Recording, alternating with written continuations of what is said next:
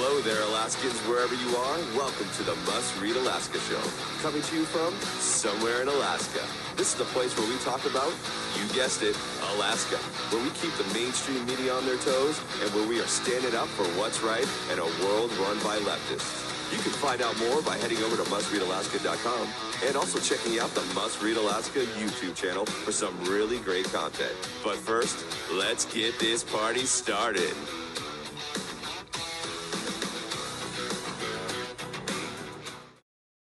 Hello and welcome. This is the Must Read Alaska Show. I'm your host, James Baisden, coming to you from our virtual studios somewhere in Alaska. What a great week it's been. A lot of news topics to discuss today. If you haven't been to the Must Read Alaska website recently, that's where you're going to find a lot of the great content that Suzanne Downing works on daily. Man, we have had some great podcasts this week that John Quick has worked on and hosted. If you get a chance, please download the podcast. You can find all the content on the Must Read Alaska Show. We do want to thank our sponsor for the podcast, and that is Charlie Pierce for Governor.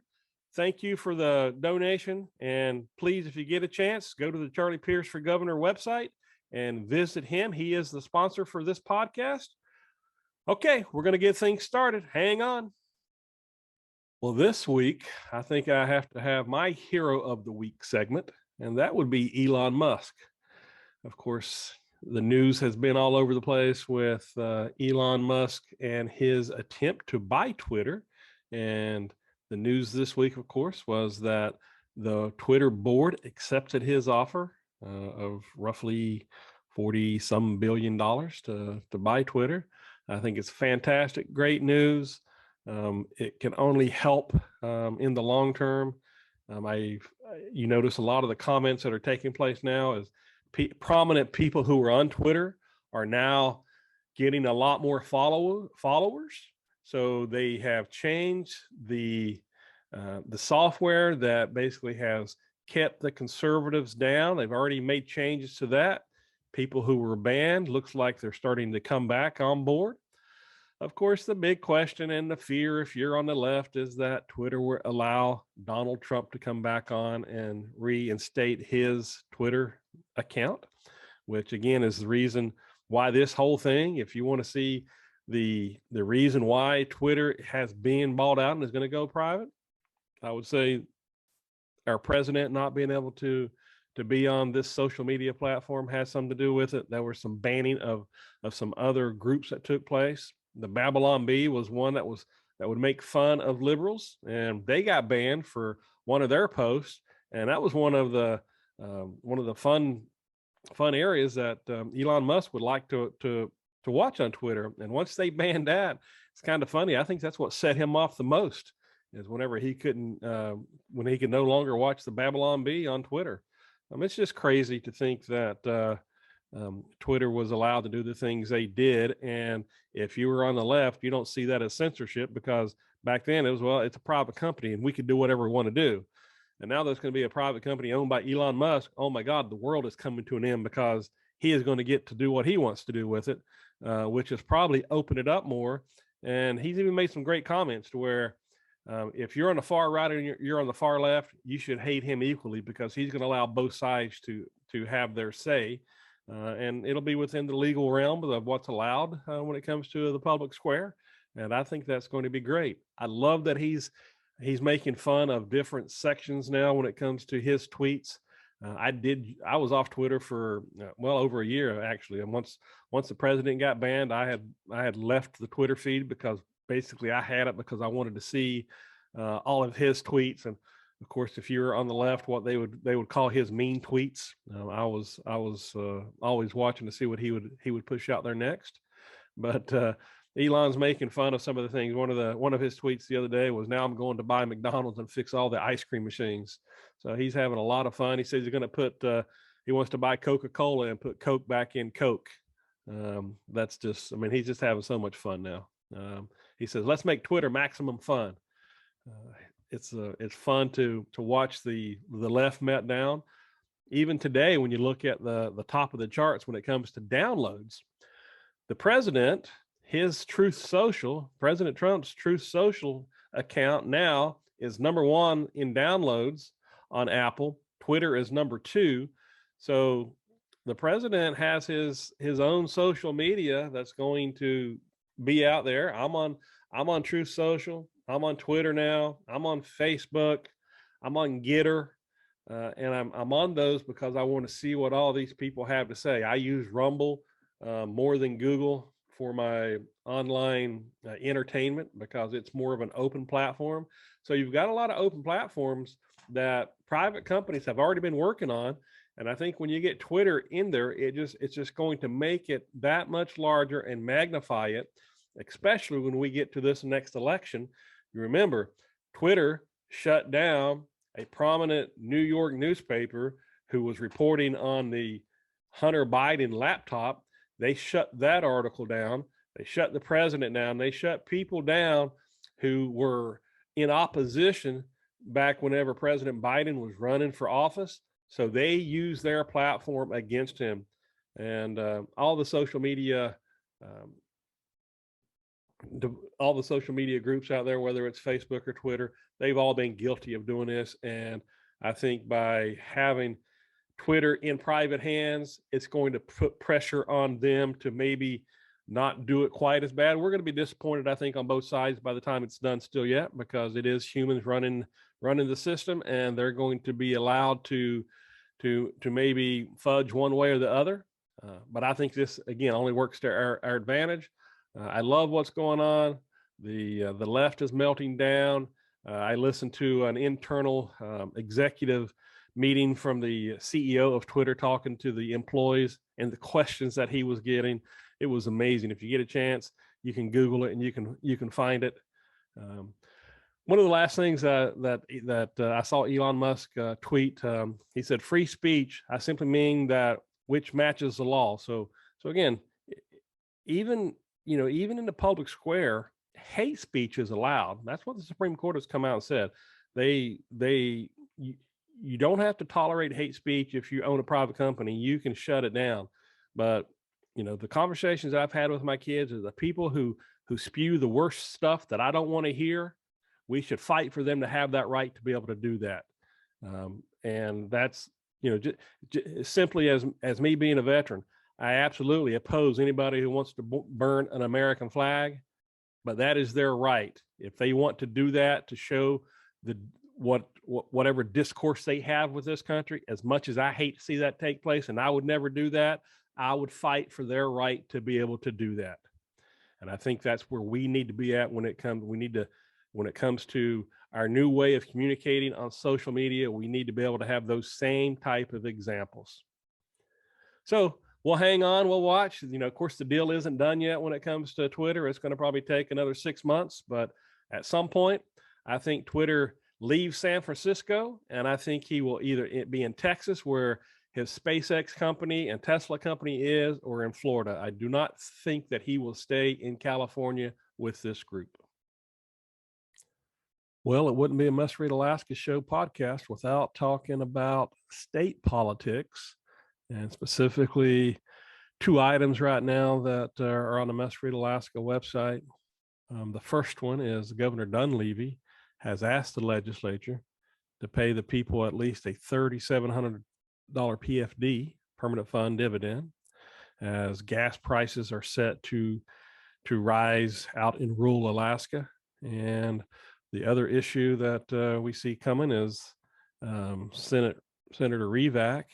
He is pushing for the Senate committee leadership to reinstate pension plan, a defined pension plan for public safety employees.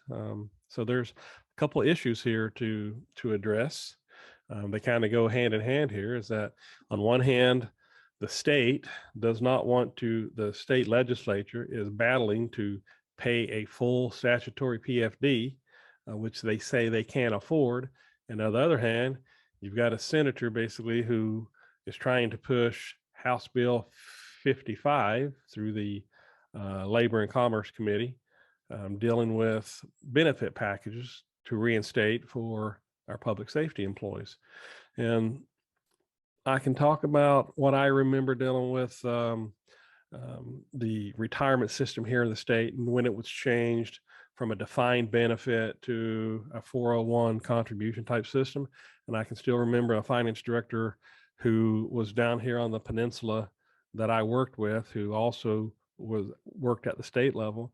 And he said, there's one component of it that makes it to where it will never pencil out and will not and cannot be funded long term. And that is when you put the medical component and insurance component into it. That is what, in his words, would make it unfundable over the long term. And again, here we are dealing with our state's budget this year. Of course, we've got oil and gas that has spiked. So this is a perfect time to try to bring it and convince people to bring it back in. But then you bring in all the debt and everything that comes with that. And can the state of Alaska afford that? And for me, it's not about whether our public safety employees deserve this type of system. It's whether the state can afford it long term because of the debt that's already that's already there from the previous group that is unfunded. And we've got unfunded liabilities in our pension. We have depleted our savings account, and here we are this year. Instead of putting money back into the saving account that we've taken, we're going to spend more in our budget. We're going to put more of a PFD out there, and we're asking to change the retirement system to put more debt onto us. So again, those conservative Republicans who are supposed to try to conserve and keep the cost of government low and trying to push back down, this is a perfect example of you're going to see it explode this year. We're 2 or 3 weeks out from the end of this session, and we're going to see huge budgets. We're going to see huge asks from these legislatures because it is election cycle. And in an election cycle, Republicans love to spend just as much as Democrats. It's not about party, it's about politics. And we're going to see some huge budget changes because of that. You're going to see larger PFDs, you're going to see larger budgets, and you may see different changes coming to the retirement system. So just keep an eye on it and call your legislature and talk to them if you agree or disagree. Let's go into our Second Amendment segment, kind of reporting on things that are happening here in the state and across the nation. And on a positive note, Georgia governor signs a bill allowing most residents to carry a concealed gun without a permit. I think that that's always a good thing, to allow our citizens to have their right to their Second Amendment, which allows them to carry concealed to protect themselves. The governor signed that bill this month, and he now joins 20 other states that allow permitless carry. That will make Georgians more safe, and hopefully more states will join that. And then we have to go to probably the ridiculous side of things, dealing with the Denver, Colorado City Council, and they're going to hear a proposal to ban concealed carry in city parks and buildings. And if you think about, if you've been in Denver anytime recently, their crime rate is escalating. And one of the reports talked about the response for police officers in Denver. As of today, the Denver Police Department claims their response time is right around 10 minutes because the police department likely won't be there to stop an act of crime. That would do nothing more than to investigate the crime after it has taken place. So self-defense is your right, not a privilege, and this proposed policy will leave citizens defenseless against criminals in Denver rapidly rising crime rates. Again, one good example in Georgia going the correct direction, allowing legal citizens to carry to protect themselves because law enforcement cannot be everywhere. You go to Denver, who has a high crime rate to begin with, and they want to take concealed carry away from legal abiding citizens, who the police department is telling you it's going to take them about 10 minutes on average to get to your emergency if you have an event take place. And then they only have probably enough manpower to maybe investigate the crime. That's not going to help you much if you need their help. So hopefully Denver will not enact that, or I should say, hopefully Denver, Colorado will not enact that. Their city council, hopefully enough people will come out. And kudos to Georgia and the governor there for signing their bill. So we do have some states moving in the right direction when it comes to helping protect citizens, and constitutional carry, which is allowed within the Second Amendment.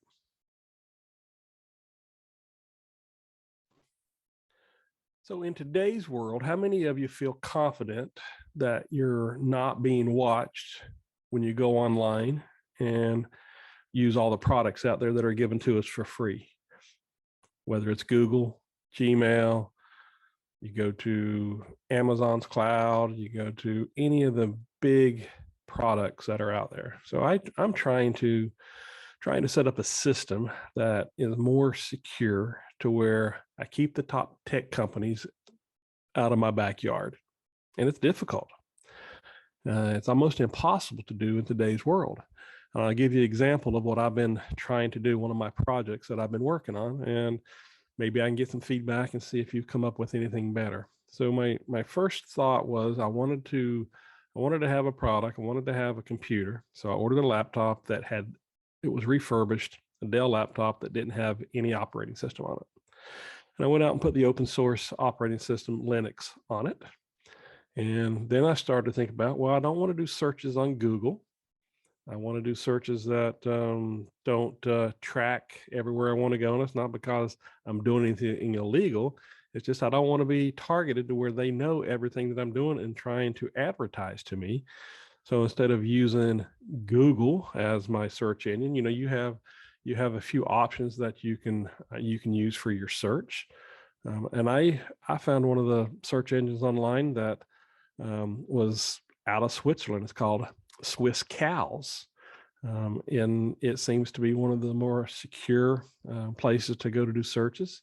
And I also set up instead of using Gmail as my email account, because your Gmail account is also, the data that you use, because it's given to you for free. It's not given to you for free for a purpose. It's because they want the stuff that you're searching for and talking about. They want to be able to pinpoint you and send, ads to you that they think that you're going to buy.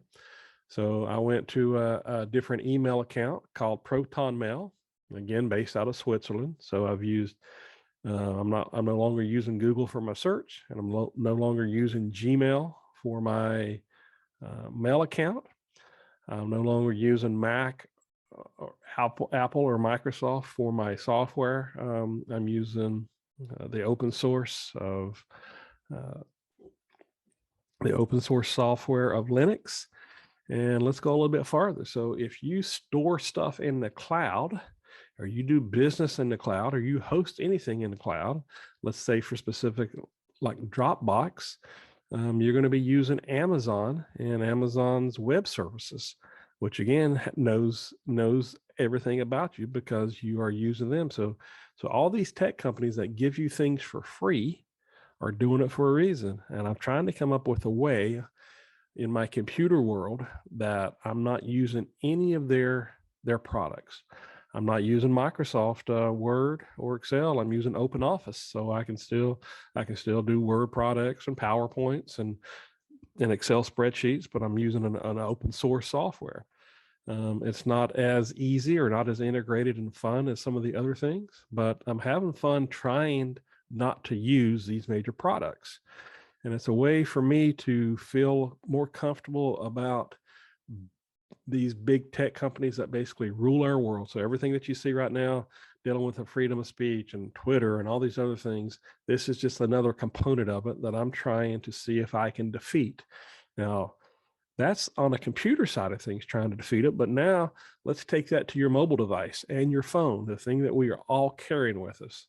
That's the next one that I want to try to come up with a system. Of course, I know the easiest system is just to not have it, but I don't think that that's realistic in today's world.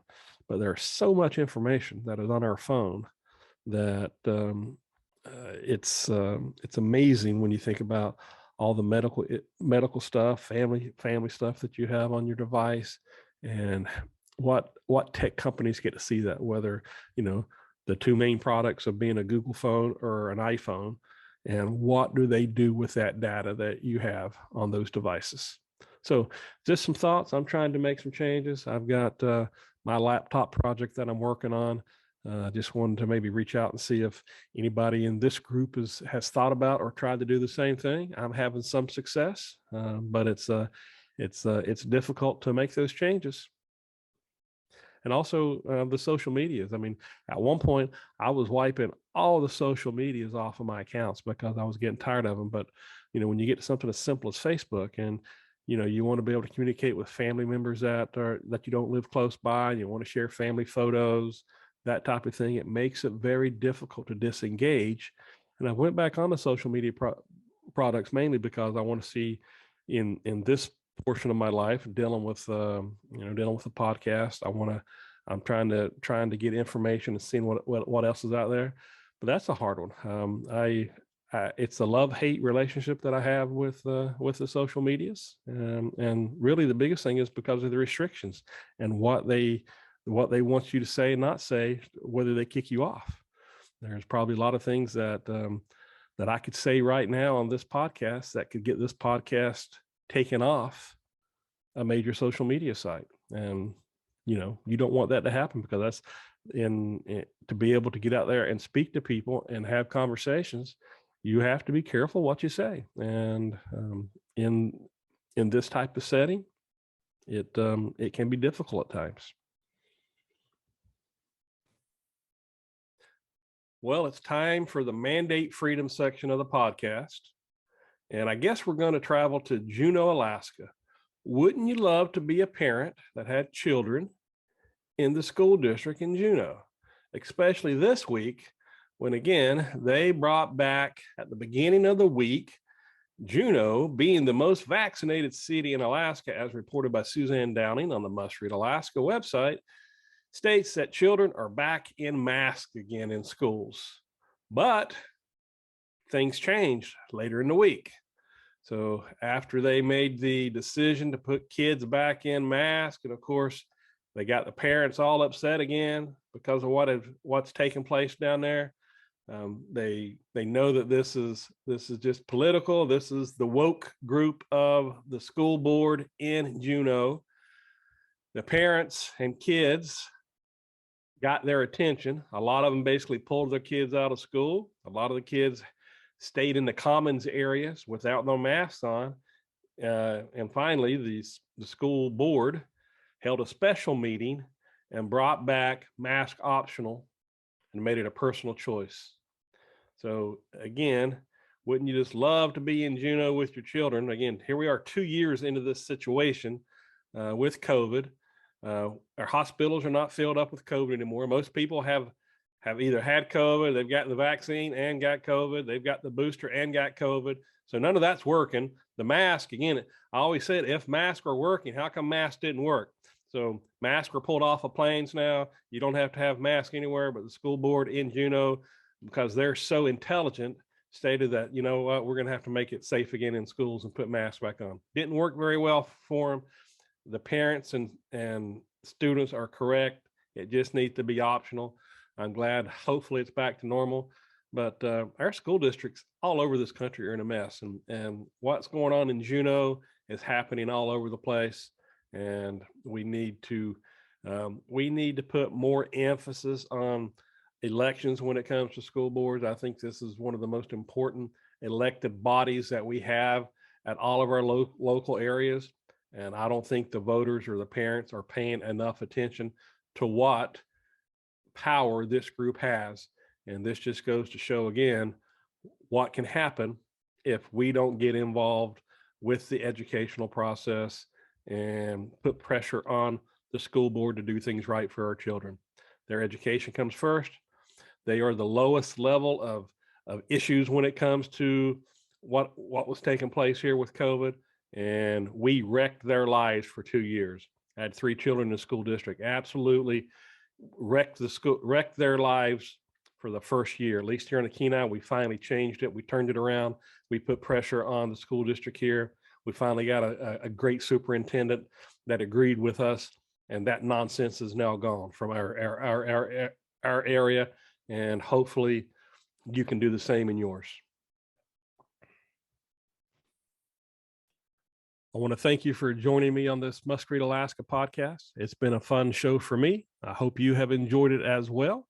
Again, please look for us and find us on the Must Read Alaska website. Donate if you get a chance. That's how we keep the mainstream media on their toes, is through your donations. That's what makes this possible. Again, I want to thank our sponsor, the Charlie Pierce for Governor. Thank you again for that sponsorship. Have a great weekend. God bless everybody. Hope to see you back here next week.